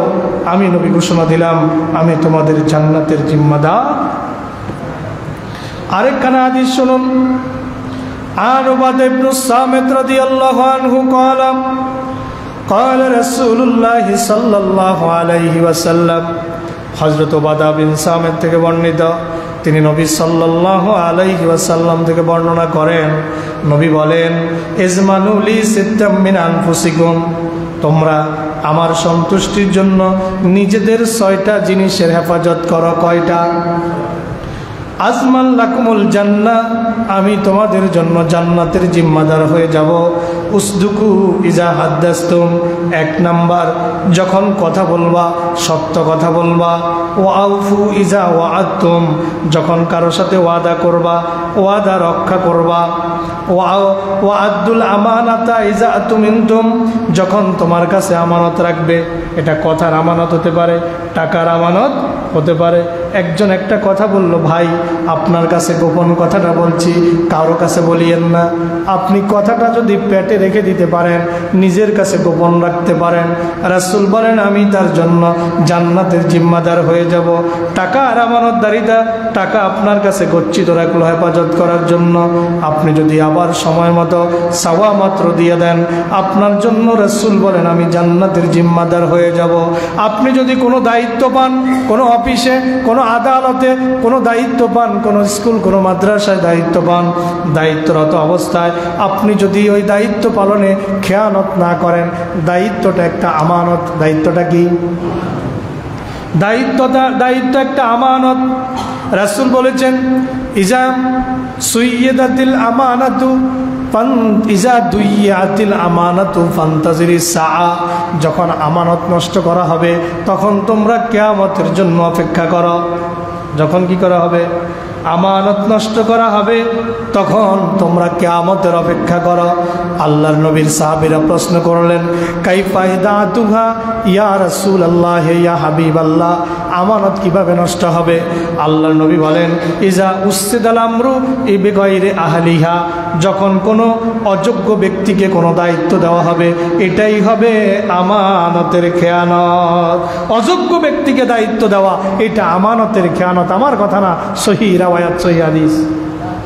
ইজা উসসিদাল আমানাতু ইলা গায়রি আহলিহা, যখন কোনো অপাত্রে অযোগ্য ব্যক্তিকে দায়িত্ব দেওয়া হবে, এটা তখন বুঝতে হবে আমানতের খেয়ানত হয়েছে। এই জন্য যারা দায়িত্বে থাকবে তারা দায়িত্বের ব্যাপারে যত্নবান হওয়া লাগবে। দায়িত্বের আমানতদারিতা আছে না নাই? যিনি এলাকার চেয়ারম্যান হবেন, যিনি মেম্বার হবেন, যিনি এমপি হবেন, যিনি মন্ত্রী হবেন, যিনি প্রধানমন্ত্রী হবেন, যিনি রাষ্ট্রপতি হবেন, যিনি ওসি হবেন, যিনি এসপি হবেন, যিনি ইওনো হবেন, যিনি ডিসি হবেন, যিনি কমিশনার হবেন, যিনি মেয়র হবেন, যিনি চেয়ারম্যান হবেন, প্রত্যেককে তার দায়িত্ব সম্পর্কে আল্লাহর কাছে জবাব দেওয়া লাগবে কিনা? আল্লাহর নবী বলেছেন, আলা কুল্লুকুম রাইন, সাবধান সাবধান, তোমরা সবাই দায়িত্বশীল। ওয়া কুল্লুকুম মাসউলুন আন রাইয়াতিহি, তোমাদের প্রত্যেককে তার দায়িত্ব সম্পর্কে কিয়ামতের দিন প্রশ্ন করা হবে। প্রত্যেককে তার দায়িত্ব সম্পর্কে কতটুকু পালন করেছ। আল্লাহ নবী বলেন, ওয়াদ্দুল আমানাতা ইজা তুমিনতুম, যখন তোমার কাছে কোনো আমানত রাখা হবে তখন তুমি আমানতের আমানত আদায় করবা। ওয়াহফাজু ফুরুজাকুম, 4 নম্বর হলো লজ্জাস্থানের হেফাজত করবা। ওয়াগাদ্দু আবসারাকুম, যখন তুমি রাস্তায় পথ চলবা বেগানা নারীর দিকে তাকাবা না, নারীরা যখন পথ চলবা বেগানা পুরুষের দিকে তাকাবা না, চোখটা নিচের দিকে দিয়ে চলবা। ওয়াকুফু আইদিয়াকুম, তোমাদের হাতকে অপর মুসলমানের অত্যাচারের জন্য ব্যবহার করবা না, তোমার হাত দিয়ে কোনো মুসলমানের ক্ষতি করবা না, তোমার হাতকে অপরের অনিষ্টতা থেকে হেফাজত করবা। তোমার হাত দিয়া মানে তুমি যদি অফিস আদালতের অফিসার হও, এই কলম দিয়া মিথ্যা সাক্ষী দিবা না, মিথ্যা সাক্ষ্যে স্বাক্ষর করবা না, মিথ্যা রায় লিখবা না, অবৈধ রায় লিখবা না। এই হাতেরও আমানতদারিতা তোমাকে রক্ষা করা লাগবে। ওয়াকুফু আইদিয়াকুম, আল্লাহর নবী বলেন, সহিহ বুখারী সহিহ মুসলিমের মধ্যে এসেছে, আল মুসলিমু মান সালিমাল মুসলিমুনা মিন লিসানিহি ওয়া ইয়াদিহি, সত্যিকার মুসলমান তো ওই ব্যক্তি যার হাত থেকে যার জবান থেকে অপর মুসলমান নিরাপদ থাকে, যার হাত থেকে অপর মুসলমান নিরাপদ থাকে। সে হাত দিয়ে এবার কলমের সাহায্য হোক, হাত ব্যবহার করে হোক, অপর মুসলমানকে কষ্ট দেয় না। যার মুখ থেকে অপর মুসলমান নিরাপদ থাকে, মানে তার ব্যাপারে গীবত বলে না, তার ব্যাপারে মিথ্যা কথা বলে না, তার ব্যাপারে মিথ্যা সাক্ষী দেয় না, তার ব্যাপারে বদনাম রটায় না, তার মুখ দ্বারা কোনো মুসলমানেরও কোনো ক্ষতি করে না। আল্লাহ রসুল বলেন, সহিহ বুখারীর রওয়ায়াত, ওই ব্যক্তি হচ্ছে প্রকৃত মুসলমান, ঠিক না? এই হাদিসে রাসূল 6টা কথা বলছেন। কয়টা? 6টা কাজ যদি করতে পারো, আমি নবী কথা দিলাম তোমার জান্নাতে প্রবেশের জিম্মাদারি আমি নবী নিজ হাতে নিলাম। কয়টা? 6টা। মনে আছে তো? আবার রিপিট করি। 1 নম্বর হচ্ছে উসদুকু ইজা হাদ্দাসতুম, কথা বলবা, সত্য বলবা। ওয়াউফু ইজা ওয়াআদতুম, ওয়াদা করবা, পূর্ণ করবা। 3 নম্বর ওয়াআদ্দুল আমানাতা ইজা তুমিনতুম, আমানত রাখলে আমানত রক্ষা করবা। 4 নম্বর আহফাজু ফুরুজাকুম, লজ্জাস্থানের হেফাজত করবা। 5 নম্বর অগাদ্দু আবসারাকুম, বেগানা নারী বেগানা মহিলা থেকে দৃষ্টিকে হেফাজত করবা, বেগানা মহিলারা বেগানা পুরুষ থেকে দৃষ্টিকে হেফাজত করবা। 6 নম্বর কুফু আইদিয়াকুম, তোমার হাতকে মানুষের অনিষ্টতা থেকে হেফাজত করবা। 6টা দায়িত্ব যদি পালন করতে পারো, আমি নবী জান্নাতের জিম্মাদার হয়ে যাও। নারীদের ব্যাপারে আল্লাহর নবী বিশেষভাবে বলছেন। হযরত আবু হুরায়রা থেকে হাদিস, আল্লাহর নবী বলেন, ইজা সাল্লাতিল মারাতু খামসাহা ওয়া সামাত শাহরাহা ওয়া হাসানাত ফারজাহা ওয়া আতাআত বা'লাহা দাখালাত মিন আইয়ি আবওয়াবিল জান্নাতি শাআত। নারীরা যদি 4টা কাজ করে, তাহলে আল্লাহ পাক বলবে, তোমার যেই দরজা দিয়ে মন চায় ওই দরজা দিয়া জান্নাতে প্রবেশ করো। এই হাদিসটা শুধু আমার মা বোনদের জন্য, মেয়েদের জন্য। আল্লাহ নবী বলেন, একজন নারী ইজা সাল্লাতিল মারাআতু খামসাহা, একজন নারী যখন 5 ওয়াক্ত নামাজ আদায় করে, ওয়াসামাত শাহরাহা, মাহে রমজানে পূর্ণ মাস যখন রোজা রাখে, শরীয়তের ওজর ব্যতীত রোজা ভঙ্গ করে না, শরীয়তের ওজরের বাহিরে সে বাকি রোজাগুলো সুন্দরভাবে আদায় করে, আর ওজরের সময়কার রোজাগুলো পরবর্তীতে আদায় করে, অর্থাৎ পূর্ণ মাস রোজা রাখে। 3 নম্বর ওয়া হাসানাত ফারজাহা, লজ্জাস্থানের হেফাজত করে। ওয়া আতাআত বা'লাহা, স্বামীর আনুগত্য করে। আল্লাহর নবী বলেন, কিয়ামতের দিন এই 4টা কাজ যদি একজন নারী করতে পারে, আল্লাহর নবী বলেন, আল্লাহ পাক ওই নারীকে কিয়ামতের দিন বলবে, দাখালাত মিন আইয়ি আবওয়াবিল জান্নাতি শাআত, তুমি জান্নাতের যেই দরজা দিয়ে মন চায় ওই দরজা দিয়া প্রবেশ করো। পড়েন না সুবহানাল্লাহ। একটু দরুদ পড়ে, সাল্লাল্লাহু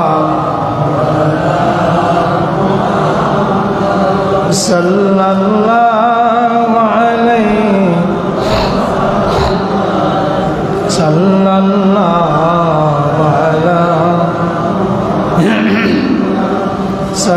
সাল্লাল্লাহু আলাইহি। এবার হযরতে মারিয়াম আলাইহিস সালাম তিনি আর লোকালয়ে চলে যান। আল্লাহ পাক রব্বুল আলামিন বলেন, ফাহামালাতুহু ফান্তাবাযাত বিহি মাকানান কাসিয়্যা। হযরতে মারিয়াম এবার গর্ভধারণ করলেন। জিবরাইল রূপ ওকে দেওয়ার সাথে সাথে গর্ভবতী হয়ে গেলেন। এবার হযরতে মারিয়াম ফান্তাবাযাত বিহি মাকানান কসিয়া, দূরবর্তী স্থানে হযরতে মারিয়াম এবার চলে গেলেন গর্ভ অবস্থায়। কেউ কেউ বলেন তিনি বাইতুল্লাহমে গেছেন, যেটাকে বর্তমানে বেতেলহেম বলা হয়, পূর্ব দিকে তিনি চলে গেলেন। ফাজাআহাল মাখাদু ফাজাআহাল মাখাদু ইলা জিযইন নাখলাতি قالت يا ليتني مت قبل هذا وكنت نسيا منسيا فجاءها المخاض। এবার যখন ভূমিষ্ঠ হওয়ার সময় হলো, হযরতে ঈসার ভূমিষ্ঠ হওয়ার যখন সময় হলো, ইলা জিযইন নাখলাতে, হযরতে মারিয়াম একটা খেজুর গাছের কাছে আসলেন, একটা খেজুর গাছের কাছে আসলেন। ক্বালাত ইয়া লাইতানি মিতু ক্বাবলা হাযা, হযরতে মারিয়াম টেনশনে পড়ে গেলেন। গর্ভ তো ধারণ করেছি, আল্লাহ তো তার পক্ষ থেকে আমাকে গর্ভ ধারণ করিয়ে দিয়েছেন জিবরাইলের মাধ্যমে, এখন ভূমিষ্ঠ হলে পরে মানুষ আমাকে কি বলবে। হযরতে মারিয়াম বলেন ইয়া লাইতানি মিতু ক্বাবলা হাযা, ভূমিষ্ঠ হওয়ার আগে যদি আমি মরে যেতাম। যদিও হযরতে মারিয়াম জানে তিনি কোনো অপরাধ করেন নাই, কিন্তু সমাজের চোখে মানুষ তাকে বিশ্বাস করবে কিনা এই টেনশনে হযরতে মারিয়াম বেহুশ বেকারার হয়ে গেলেন, নিজের মৃত্যু কামনা করা শুরু করলেন। কিন্তু শরীয়তের মাসালা হলো নিজের মৃত্যু কামনা করা জায়েজ নাই। দেখবেন আমাদের মধ্যে অনেক সময় মানুষ কয় আল্লাহর বেদে যদি আমারে নিত এটাই ভালো হইতো, আল্লাহর জোলায় যদি আমারে নিত এটাই ভালো হইতো, কয় কিনা। আমরা অনেক সময় মেজাজের খেই হারিয়ে ফেললে রাগে পড়ে আমরা এইভাবে বলে ফেলি, কিন্তু এইভাবে বলা শরীয়তে জায়েজ নাই। হাদিস থেকে দলিল নেন। আন আবি হুরায়রা রাদিয়াল্লাহু আনহু ক্বালা ক্বালা রাসূলুল্লাহি সাল্লাল্লাহু আলাইহি ওয়াসাল্লাম লা ইয়াতামান্না আহাদুকুমুল মাউতা ওয়া লা ইয়াদউ বিহি মিন ক্বাবলি আন ইয়াতিয়া। আল্লাহর নবী বলেন লা ইয়াতামান্না আহাদুকুমুল মাউতা, তোমাদের কেউ যেন মৃত্যু কামনা না করে, ওয়া লা ইয়াদউ বিহি মিন ক্বাবলি আন ইয়াতিয়াহু, মৃত্যু তার কাছে আসার আগে সে যেন মৃত্যুকে আহ্বান না করে, মৃত্যুকে না ডাকে। ইন্নাহু ইজা মাতা ইনকাতা আমালুহু, কারণ যদি সে মরে যায় তার নেক আমল করার দরজা বন্ধ হয়ে যাবে, মরে যাওয়ার পরে তো আর মানুষ আমল করতে পারে না। ওয়া ইন্নাহু লা ইয়াজিদুল মুমিনা উমরুহু ইল্লা খায়রা, মুমিন ব্যক্তির যদি হায়াত বাড়ে তাহলে সেটা তার জন্য কল্যাণই হবে, হায়াত বাড়লে সে নেক আমল করতে পারবে। সুতরাং তোমাদের কেউ যেন মৃত্যু কামনা না করে। রাওয়াহু মুসলিম, মুসলিম শরীফ 2682। আরেকখানা হাদিস عن أنس رضي الله عنه قال قال رسول الله صلى الله عليه وسلم لا يتمنين أحدكم الموت من ضر أصابه فإن كان لا بد فاعلا فليقل اللهم احيني ما كانت الحياة خيرا لي وتوفني إذا كانت الوفاة خيرا لي। আল্লাহর নবী বলেন তোমাদের কেউ যেন মৃত্যু কামনা না করে, মিন দুররিন আসাবাহু, কোনো কষ্টের কারণে, তার উপরে কোনো মুসিবত আসার কারণে, কোনো বিপদ আসার কারণে সে যেন নিজের মৃত্যু কামনা না করে।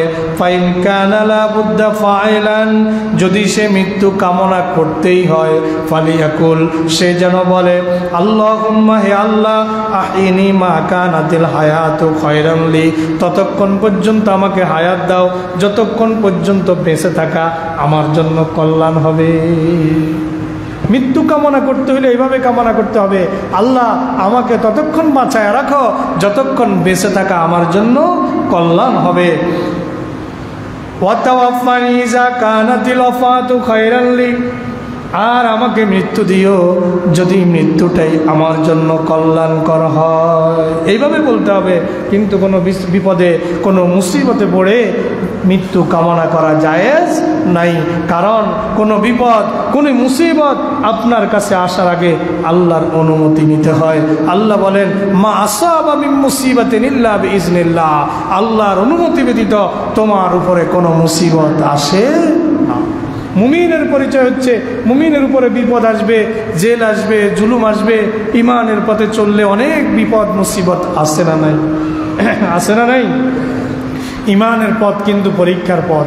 এই পরীক্ষাটা রাজনৈতিকভাবে হতে পারে, এই পরীক্ষাটা অসুস্থতা দিয়ে হতে পারে, এই পরীক্ষাটা ক্ষুধা দরিদ্রতা দিয়ে হতে পারে। কারণ আল্লাহর নবীরাও রাজনৈতিক কারণে বিপদে পড়েছেন কি পড়েন নাই? হজরতে মূসা রাজনৈতিক কারণে বিপদে পড়ছে। কারণ ফেরাউনের ক্ষমতার সাথে টক্কর লাগছে কিনা? হজরত ইব্রাহিমের সাথে নমরুদের টক্কর তো রাজনৈতিক টক্কর, ঠিক কিনা? সে মনে করেছে ইব্রাহিমকে যদি মেনে নেই আমার খোদাই চলে যাবে, আমার রাজত্ব চলে যাবে। তাহলে টক্কর তো খোদাই, রাজনৈতিক কারণেও বিপদ আসতে পারে। আবার ক্ষুধা দিয়েও বিপদ আসতে পারে। ক্ষুধা দিয়ে আপনাকে আল্লাহ পরীক্ষা করবে।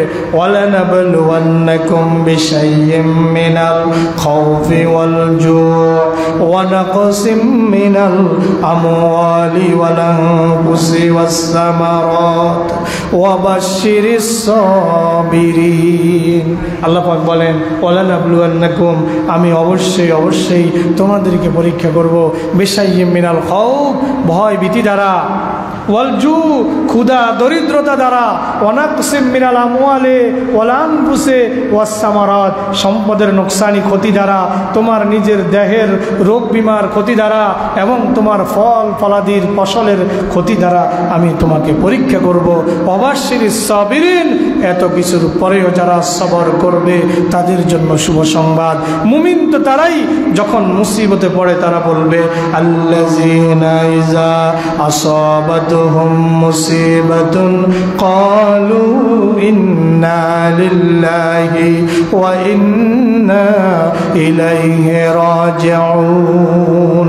মুমিন বলবে, নিশ্চয়ই আমরা মুসিবতে পড়লে বলবে নিশ্চয়ই আমরা আল্লাহর জন্য, আবার আমরা আল্লাহর কাছেই ফিরে যেতে হবে। তাইলে মুসিবতে পড়লে মৃত্যু কামনা করা যাবে না। এখন এই ব্যাপারে আরও হাদিস আছে, অনেক লম্বা লম্বা হাদিস আছে এই ব্যাপারে আরও, আমি আর এই হাদিসগুলো আর বলবো না। এখন একটা প্রশ্নের জবাব দিব। আপনারা বলবেন যে হুজুর, হজরতে মারিয়াম কি জানতেন না যে মৃত্যু কামনা করা জায়েজ নেই? কিন্তু হজরতে মারিয়াম মৃত্যু কেন কামনা করলেন? এই ব্যাপারে মুফাসসিরিনে কেরাম জবাব দিয়েছেন এভাবে, হজরতে মারিয়াম মৃত্যু কামনা করেছেন মূলত তাকে গর্ভে ধারণ করছেন, এখন প্রসব করলে মানুষ কি বলবে এই জন্য মৃত্যু কামনা করেন নাই, বরং মৃত্যু কামনা করার কারণ আরেকটা। সেটা হচ্ছে যখন প্রসব হবে, প্রসবের পরে মানুষ তাকে যে কথাগুলো বলবে ওই কথাগুলো তিনি সবর করতে পারবেন কিনা, এই ব্যাপারে তার নিজের প্রতি একটু সন্দেহ হয়েছিল যে আমি সবর করতে পারবো কিনা। আমাকে যে মানুষ অপবাদ দিবে, ব্যভিচারিণী বলবে, আমাকে যে বাগী বলবে, আমাকে যে মানুষ দুষ্কৃতিকারী বলবে, আমাকে যে ব্যভিচারিণী বলবে, এই কথাগুলোর উপরে আমি সবর করতে পারবো কিনা। যদি সবর করতে না পারি, আমি মানুষের সাথে যদি টক্কর লেগে যায় তাহলে তো আমার গুনাহ হবে। সবর যদি করতে না পারি, সবর না করতে পারার কারণে আমার তো গুনাহ হয়ে যাবে। এখান থেকে একটা মাসালা হলো, মানুষ যদি বিপদে সবর না করে তাহলে মানুষ গুনাহগার হবে। সবর করলে পুরস্কার, ওয়াবাশশিরিস সাবিরিন, সবর করলে শুভ সংবাদ আছে, আর সবর না করলে গুনাহ আছে। সবর না করলে কি আছে? গুনাহ আছে। মানুষ দেখবেন বিপদে পড়লে আপনার রোদে ধান দিছে শুকানোর জন্য, হঠাৎ আকাশে মেঘ উঠে জবজব করে বৃষ্টি পড়ে উঠছে, আল্লাহ কি চোখে দেখে না আমি যে বিলের মধ্যে ধান শুকাইতেছি? নাউজুবিল্লাহ পড়ে। মানুষ বিপদে পড়লে আল্লাহকে গালি দিতেও চিন্তা করে না। এই যে সে সবর করলো না, এই সবর না করার কারণে গুনাহ হবে। হজরতে মারিয়াম তো মুফাসসিরিনে কেরাম বলেন তিনি চিন্তা করেছেন আমি সবর করতে পারবো কিনা, যদি সবর করতে না পারি তাইলে তো আমার গুনাহ হবে। সুতরাং গুনাহ হওয়ার চাইতে যদি আমাকে আল্লাহ মৃত্যু দিয়ে দিত সেটাই তো ভালো হইত। এই দৃষ্টিতে তিনি মৃত্যু কামনা করেছেন। তাহলে কি বিষয়টা বুঝে আসছে? فجاءها المقاد إلى جذع النخلة قالت يا ليتني مت قبل هذا وكنت نسيا منسيا। শুধু মৃত্যু কামনা করেন নাই, দুইটা জিনিস কামনা করেছেন। একটা হলো মৃত্যু, আরেকটা বলছেন মানুষ যদি আমার কথা ভুলে যেত, ওয়াকুনতু নাসিয়াম মানসিয়া, মানুষ যদি আমার নামটাই ভুলে যেত, আমার কথাই যদি মানুষ ভুলে যেত, অথবা যদি আমার নাম নিশানাই না থাকতো, কতই না ভালো হতো। এই পর্যায়ে আলোচনা আজকে সামনে আর বাড়াবো না। আমরা আগামীকালকে এই নাখলা খেজুর গাছ নিয়ে কিছু কথা আমরা বলবো। সেখানে আজোয়া খেজুরের কথা আসবে, আজোয়া খেজুরের ফজিলত নিয়ে কিছু কথা আমরা বলবো। সামনে ধারাবাহিকভাবে ইনশাল্লাহ আমাদের আলোচনা হবে। আজকে আমরা আলোচনা করেছি 23 নম্বর আয়াত পর্যন্ত। আমার প্রস্তুতি ছিল আজকে 34 নম্বর আয়াত পর্যন্ত যাব। কত নম্বর? কিন্তু গেছি কয় আয়াত? 23 নম্বর। কয় আয়াত গেছে? মাত্র 8 আয়াত গেছে। আমার প্রস্তুতি ছিল আজকে 34 পর্যন্ত যাব, তাড়াতাড়ি সূরা শেষ করে আরেকটা ধরবো, কিন্তু কথায় কথায় তো আপনার সময় শেষ হয়ে গেল। আজকে আর পারবো না, অলরেডি 1.5-2 ঘন্টা হয়ে গেছে। আল্লাহ পাক রব্বুল আলামিন যে কথাগুলো আলোচনা করেছি, আমাদেরকে হযরত মারিয়ামের এই ঘটনা থেকে আল্লাহ পাকের কুদরতকে উপলব্ধি করে আল্লাহর পথে ধাবিত হওয়ার তৌফিক দান করেন বলে আমিন। আমরা